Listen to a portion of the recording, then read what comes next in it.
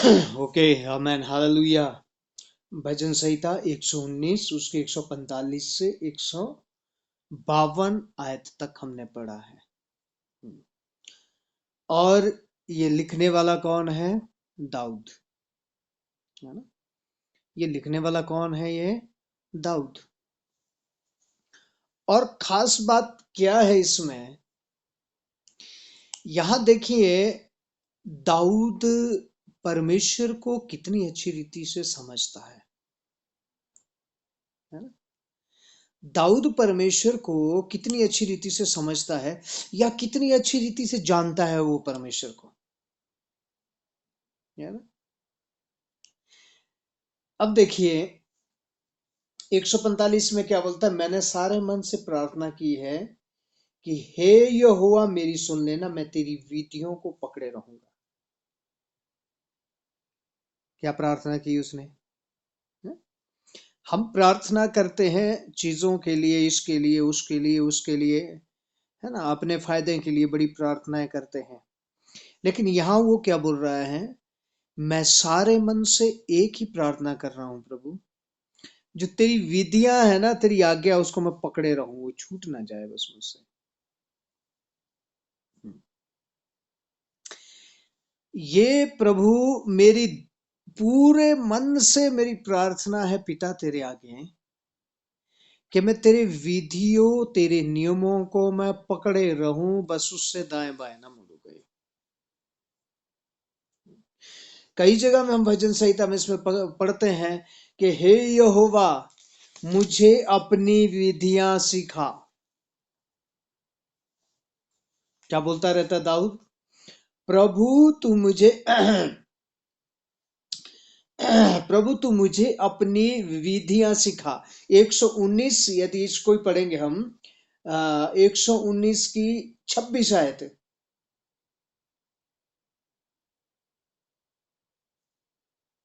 पढ़िए जरा।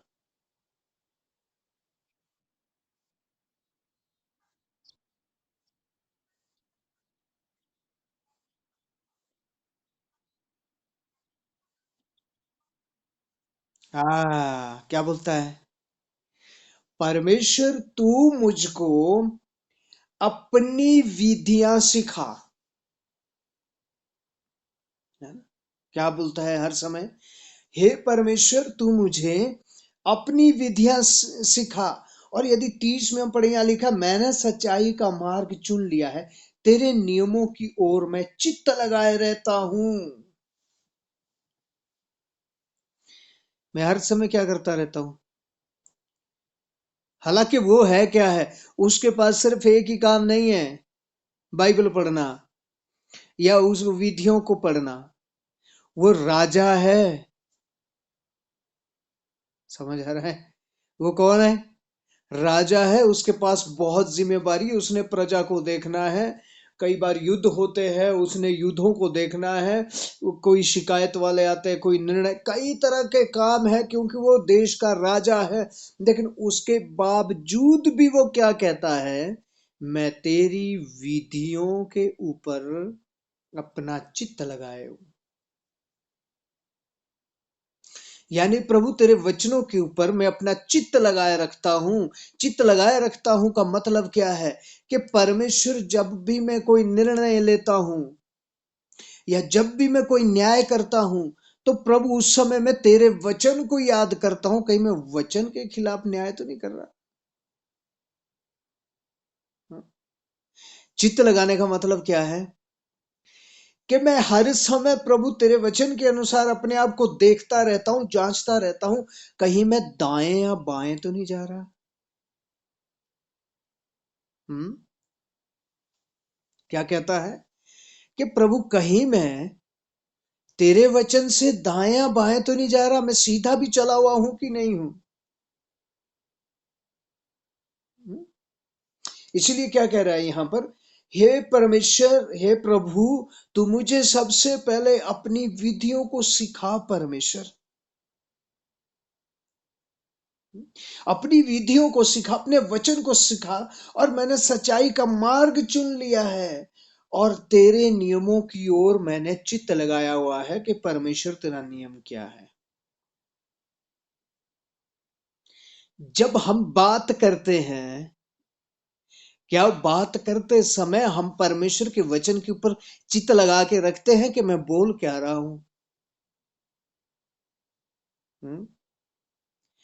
कहीं मेरा जो मैंने मुंह खोला है, कहीं ऐसी बात तो नहीं निकल रही मेरे मुंह से जो वचन के खिलाफ है? हैं? भाई भाई शिव कुमार हमारे बीच में जुड़े हुए हैं आज। ये मेरे से एक बात कह रहे, कल इन्होंने मुझे फोन किया। मैं पिछले दिनों में भी एक गवाही दिया था इनका कि वो थोड़ा जो जमीन थी जिसके पीछे झगड़ा था, है ना, फिर हमने बोला आप छोड़ दीजिए उनके लिए, वो उन्होंने छोड़ दिया। उसके लिए परमेश्वर ने आशीषें दी। लेकिन फिर इनका कल फोन आया, ये घर गए तो जो पड़ोसी है उसने अपना घर बना के और जो छत है वो इनके घर की ओर कर दी है, सारा पानी वगैरह सब उधर आएगा। अब इन्होंने मुझसे कहा कि मैं क्या करूं। हम्म? अब मैं क्या करूंगा, यहाँ पर मैं क्या बोलूंगा? अब बोलना पड़ेगा। अब ये तो पहले मैंने छोड़ दिया हुआ है, लेकिन ये फिर और इस साइड को आगे बढ़ रहा है। मैंने सिर्फ इनको इतना कहा कि निर्णय तो आपका है, लेकिन परमेश्वर का वचन क्या कहता है उसको पढ़ो। परमेश्वर का वचन क्या कहता है? यदि तेरा कोई कुर्ता लेता तो पजामा भी दे दो। इन्होंने प्रार्थना किया, प्रार्थना किया, अभी जुड़े हैं हमारे बीच में। शाम को इन्होंने प्रार्थना किया तो प्रभु ने इनको अगुवाई किया कि लड़ाई झगड़ा नहीं करना, क्योंकि सब लोग इनको बोल रहे हैं, पड़ोसी सारे बोल रहे हैं कि तू पंचायत में केस दे दे, प्रधान को बुला ले, ये अपनी छत इसने इस साइड को कर दी है। और यहां तक कि इससे पहले जिस भाई ने वो ऐसा किया है, उनकी वाइफ ने, भाई शिव कुमार की वाइफ के साथ झगड़ा किया हुआ है बड़ा तगड़ा। और ये है चित्त लगाना। इनको वचन याद आया कि परमेश्वर का वचन क्या कहता है। वहां सब लोगों ने कहा, कोई बोला प्रधान को बुलाओ, कोई बोला वहां केस करो, ऐसा करो, कोई बोला एफआईआर कर दो इसके प्रति। लेकिन ये सुबह उठे और इन्होंने कुछ नहीं किया और सीधा उस तो मेरे से पूछा करना क्या? मैंने बोला वो ऑप्शन आपके पास दो है। एक ऑप्शन है कि उससे जाके बात करो, दूसरा ऑप्शन तो एफआईआर है। अब क्या, कौन सा चुनेंगे? अब परमेश्वर के वचन को सामने रख के एक ऑप्शन चुनना है। तो इन्होंने ऑप्शन चुना, ये सुबह गए और बोलता मैंने कोई गुस्सा नहीं किया, कुछ नहीं बोला, मैंने सिर्फ इतना बोला कि भाई ये छत आपकी इधर आ गई। अब जब मैं भी यहाँ ऊपर बनाऊंगा घर को और ऊपर को बनाऊंगा, तो मेरी छत भी इधर आएगी और वो सारा पानी आपके भी जाएगा, फिर बाद में मत बोलना। तो वो मुझे बता रहे थे कि मैंने बड़े प्यार से बात की, और इतना प्यार से मैंने बात करी उनसे कि उनको अपने आप अपनी गलती महसूस हो गई। और फिर वो अपने घर उनको चाय पीने के लिए लेके गए। ठीक है। कहने का मतलब मेरा क्या है, वचन के अनुसार चलने का मतलब क्या है? बाइबल पढ़ना ही सिर्फ चलना नहीं है, प्रार्थना करना ही सिर्फ चलना नहीं है। इसलिए याकूब की पत्री में लिखा है, विश्वास कर्म के बिना मरा हुआ है। हम बोलते तो है कुर्ता ले ले तो पजामा भी दे दे, लेकिन कोई कुर्ता लेता तो उसका भी कुर्ता साथ में छीन के ले आते हैं। हमारा कोई कुर्ता ले ले ना, तो उसके भी कुर्ते के साथ बनियान भी छीन के लेके आ जाते हैं। सो इसीलिए मालूम क्या है, वचन के अनुसार चलने का मतलब क्या है? व्यवहारिक जीवन। क्या है? व्यवहारिक जीवन। यदि सचमुच में आपका सूट का अच्छा वाला कुर्ता या पैंट के साथ का अच्छा वाला सेट का कुर्ता लेके जाए, तो वचन को काम में ले आओ और सचमुच में वो पैंट भी उठा के उसको दे दो। फिर देखो परमेश्वर का कार्य। हालेलुया। और जो भाई शिव कुमार कह रहे थे कि पिछली बार कितना, दो पेड़ की जगह 3 पेड़ की जगह छोड़ दी, तो परमेश्वर ने इनकी फसल में बहुत आशीष दे दी, इनको बहुत अच्छे सेब दे दिए परमेश्वर ने। है ना? हमारी जो आशीष है, ये सारी चीजें ये रुकी कहाँ होती है? क्योंकि हम वचन का अनुसरण नहीं करते। सुनते जरूर हैं लेकिन अनुसरण नहीं करते। और फिर कहते क्या है, देखो बाइबल में लिखा शत्रुओं से भी प्यार कर, लेकिन वाकई जब वो शत्रु सामने आता हम दो चार खरी खोटी सुना के निकलते हैं और फिर बोलते पास फिर क्या करे, देखा नहीं है, नहीं तो सिर पे ही चढ़ जाएंगे ये, अब इतना तो बोलना पड़ेगा हमें, ऐसा तो हमें करना पड़ेगा। ऐसा करना पड़ेगा तो करो, वचन तो ऐसा करने को बोलता ही नहीं है। तुम अपना व्यवहार तो बनाओ। बाइबल साफ कहती है मैं तेरे शत्रुओं को भी तेरे मित्र बना दूंगा, याद रखना।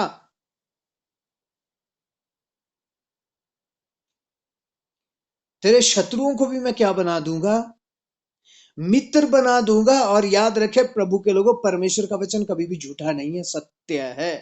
आकाश पृथ्वी टल जाएंगे, परमेश्वर का वचन नहीं टलेगा। है? यदि शत्रु आपके घर में आ जाए, ठीक है, मेरे तेल खत्म हो गया, थोड़ा सा एक तड़के का तेल दे दो। अब क्या होता है, हमें भी ये 5 साल पुरानी बात याद आए थी। अच्छा, उस समय जब मैं भूखा था, मैं मांगने आया था, तब तो दिया नहीं, पर हम ऐसे नहीं है, ये ले लो तेल। ऐसे क्यों नहीं है, इतना सब कुछ तो बोल दिया, क्यों ऐसे नहीं है, वैसे ही तो है। सब कुछ सुना सुना के दे रहे हैं।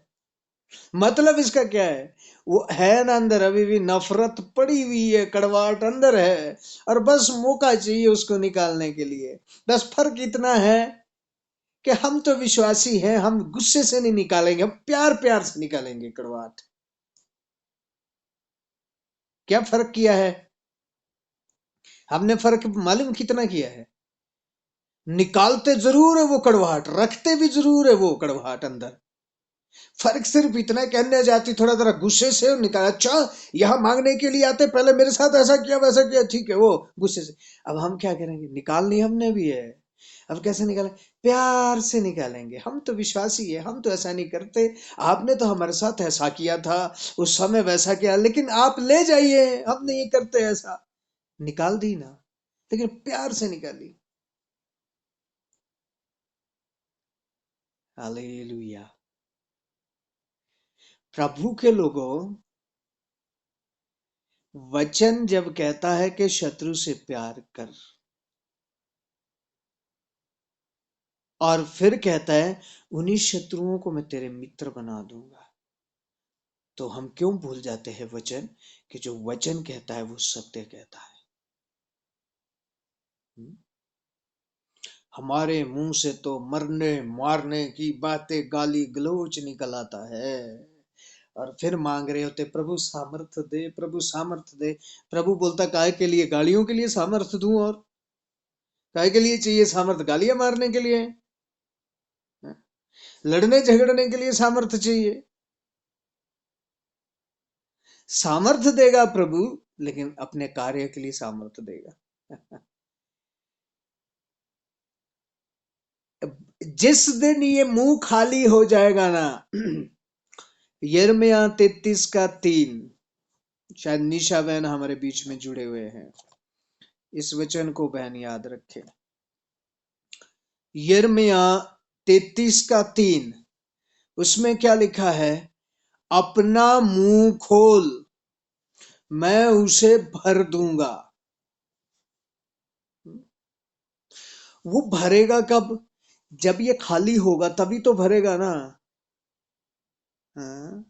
आप जब खाना खा रहे होते हैं ना, एक निवाला मुंह में डाला हुआ तो तुरंत दूसरा नहीं ठूंसते उसके अंदर, पहले एक को चबा के खा लेते, उसके बाद ही तो दूसरा निवाला जाएगा ना, है ना, तभी दूसरा निवाला जाएगा। इसलिए वो मुंह भरने के लिए पहले इसको क्या करना पड़ेगा, खाली करना पड़ेगा ना। हम्म? लेकिन इसमें अभी भी बहुत कुछ भरा हुआ है। बहुत कड़वाहट भरी बात, नीति वचन में साफ लिखा हुआ है, छल से भरी हुई जीभ, ठीक है। आ, मुझे वचन याद नहीं आ रहा अभी। सो विषैले ओंठ, विष से भरे हुए ओंठ। ठीक है, इसको क्या करना पड़ेगा? खाली करना पड़ेगा। प्रवर्ब 12 का 3 है शायद, नीति वचन 12:3 है शायद। हम्म। हाँ,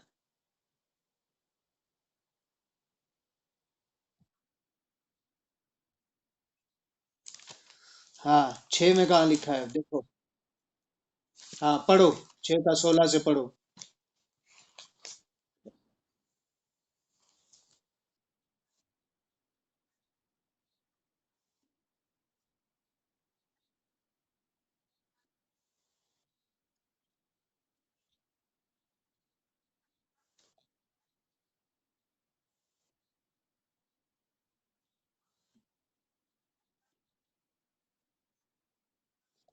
ओके, यहाँ ये भी हैं, लेकिन और इसके अलावा और भी हैं।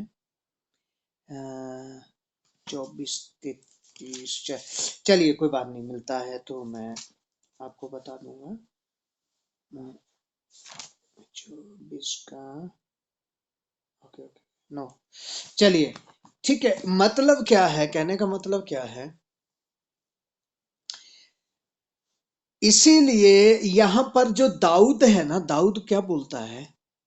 प्रभु, मैंने अपना चित्त आपकी विधियों और नियमों में लगाया है। काय में लगाया है? आपके विधियों और नियमों के ऊपर मैंने अपना चित्त लगाया है, ताकि प्रभु मैं उससे दाएं बाएं ना भटकू गई। हम्म, क्या ना करूं? मैं दाएं बाएं ना भटकूं। प्रभु के लोगों, परमेश्वर के वचन को जब तक हम लागू जीवन में नहीं करते हैं ना, तब तक कार्य जीवन में नहीं होता। अभी दाऊद को देखो ना, दाऊद की एक परीक्षा। परमेश्वर ने, ठीक है, वो दाऊद परमेश्वर के साथ रहता है, परमेश्वर ने उसको चुन भी लिया, उसको राजा भी बना दिया, उसका अभिषेक कर दिया कि नेक्स्ट शाऊल के बाद राजा तू ही है।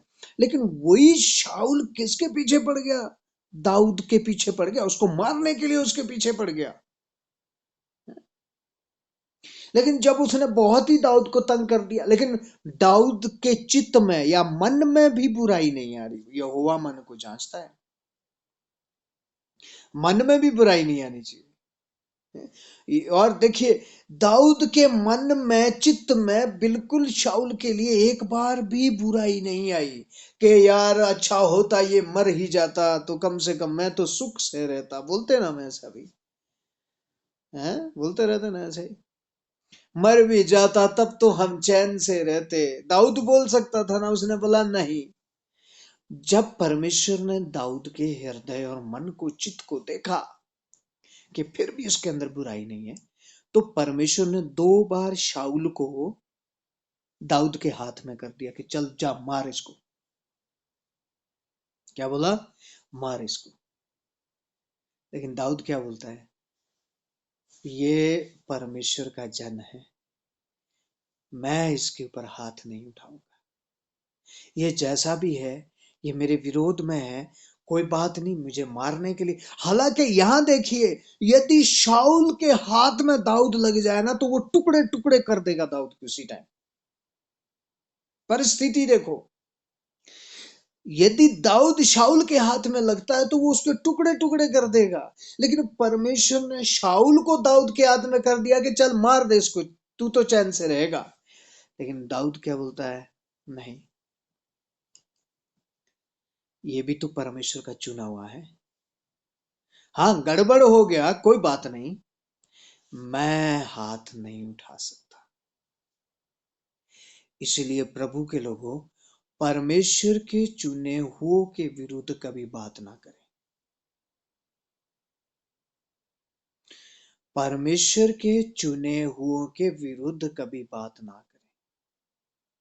हो सकता है वो थोड़ा गड़बड़ा गए हो, लेकिन कोई बात नहीं, वो न्याय परमेश्वर करेगा। ठीक है, न्याय कौन करेगा? परमेश्वर करेगा। लेकिन परमेश्वर के चुने हुओं के विरुद्ध कभी बात नहीं। जब भी इस्राएली लोग मूसा के विरुद्ध कुड़कुड़ाए, तब तब परमेश्वर ने उनको सजा दी। जब भी इस्राएली मूसा के विरुद्ध कुड़कुड़ाए, तब तब परमेश्वर ने उनको सजा दिया। हालेलुया। और इसीलिए अब देखिए ना, दाऊद इस समय मालूम कितना दुखी है। घर में वो नहीं रह सकता, गांव में वो नहीं रह सकता, और वो जंगल में गुफाओं में छुप रहा। मालूम नहीं कितने दिन बाद उसको खाना मिलता है। किसके डर से? शाऊल के डर से, क्योंकि शाऊल उसको मार देता है। लेकिन उसके सामने इतना अच्छा मौका है, उसको मार दो कम से कम, अपना राजगद्दी पे जाके बैठ, अच्छे से खा पी ले आराम से, है ना? कर सकता था ना, क्योंकि परमेश्वर की भी परमिशन मिल गई थी। उसने बोला नो, कोई बात नहीं, मैं दुख में हूं, नो प्रॉब्लम, दुख में हूं, कोई दिक्कत नहीं है, लेकिन मैं परमेश्वर के चुने हुए पे हाथ नहीं उठा सकता। इसका न्याय खुद परमेश्वर करेगा, मैं नहीं करूंगा। लेकिन मैं ये मार भी अलग, जब वहां पढ़ेंगे कि मार भी देगा मुझे, कोई बात नहीं, लेकिन मैं इसके विरुद्ध कभी बात नहीं करूंगा, मैं इसके विरुद्ध अपना हाथ नहीं उठाऊंगा। ये है परमेश्वर के वचन को अपने जीवन में लागू करना। ये क्या है? परमेश्वर के वचन को अपने जीवन में लागू करना। हालेलुया। हाँ, यहोवा परमेश्वर वादा करता है कि तू चिंता क्यों करता है, मैं तेरे लिए सब कुछ करने वाला हूं। तू चिंता क्यों करता है, तेरे साथ मैं हूं ना। और वादा करके गया है, तुझे अकेला अनाथ में कभी छोड़ूंगा नहीं। अभी देखिए, इसीलिए दाऊद इन सारी बातों को समझ गया, जान गया, और वो समझ गया राजगद्दी है मेरे पास, सब कुछ है। ये दूसरी बातें हैं, ये दूसरी चीजें हैं। राजगद्दी मेरे लिए मायने नहीं रखती है, लेकिन मायने मालूम मेरे लिए क्या रखता है? हे यहोवा, तू मुझे अपनी विधियां सिखा, कहीं गद्दी पे बैठ के मैं तुझे ना भूल जाऊं।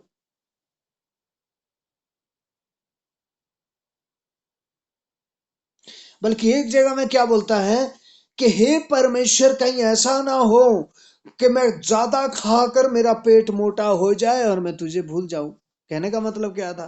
कि तू इतनी आशीष मुझे दे दे और मैं आशीषों में खो जाऊं और कहीं तुझे भूल जाऊं। नहीं परमेश्वर, नहीं, ये नहीं चाहिए मुझे, नहीं चाहिए मुझे आशीष, वो आशीष मुझे नहीं चाहिए जो मुझे तुझसे दूर लेके जाए। हालेलुया। वो चीज मुझे बिल्कुल नहीं चाहिए परमेश्वर जो मुझे तुझसे दूर लेके जाए। बेशक मैं राजगद्दी परमेश्वर तूने मुझे दी, लेकिन प्रभु, मेरा सहारा सिर्फ आप है। इसलिए कहता है, प्रभु मैंने तेरे नियमों में चित्त लगाया हुआ है कि तेरे नियम है क्या। हर समय मैं उसको सोचता रहता हूं परमेश्वर कि तेरा नियम, तेरे नियम है क्या है। इसके अलावा परमेश्वर मुझे तुझसे कुछ भी नहीं चाहिए। हालेलुया। इसीलिए क्या लिखा देखो, 148 आयत में क्या लिखा है? मेरी आंखें रात के एक पहर से पहले खुल गई कि मैं तेरे वचन पर ध्यान करूं।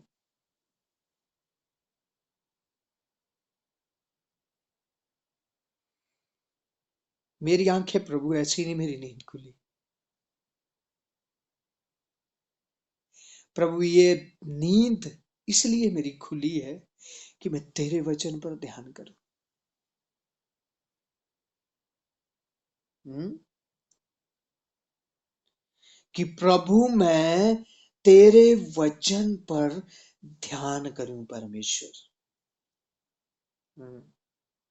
कितने लोगों की आंखें खुलती है सुबह जल्दी, पौ फटने से पहले, कि मैं परमेश्वर के ऊपर ध्यान करूं।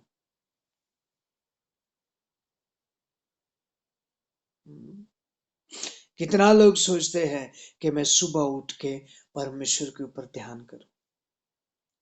प्रभु के लोगों, जो प्रथम स्थान, जो अच्छा जो समय है ना परमेश्वर के लिए देने का, वो समय सुबह का है। ये जो शाम का समय है, इसमें सिर्फ हम वचन जरूर सीखते हैं, लेकिन शाम, कई बार हम पूरा दिन सुबह उठ के सारा काम कर, शाम का समय देते। शाम का समय का मतलब गला सड़ा जो बचा हुआ है, अब वो परमेश्वर के लिए बासा, है ना, बासा समय बोलते हैं ना, बासा, बासा खाना। अब बचा है प्रभु, पूरे दिन तो मेरा बहुत काम थे, अब जो ये गला सड़ा जो लास्ट का समय बचा है, ये तेरे लिए है।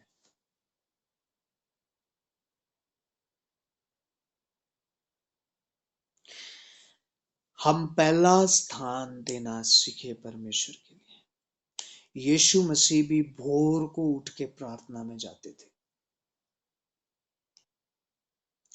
यीशु मसीह भी भोर को तड़के उठ के प्रार्थना करते थे। पहला समय जो फ्रेश ताजा समय है, वो मुझे परमेश्वर को दे। हालेलुया। इसीलिए प्रभु के लोगों, परमेश्वर के वचन के ऊपर अपना चित्त लगाए। आमेन। प्रभु इस वचन से आशीष दे। हमारा समय खत्म हुआ, ये प्रार्थना करें।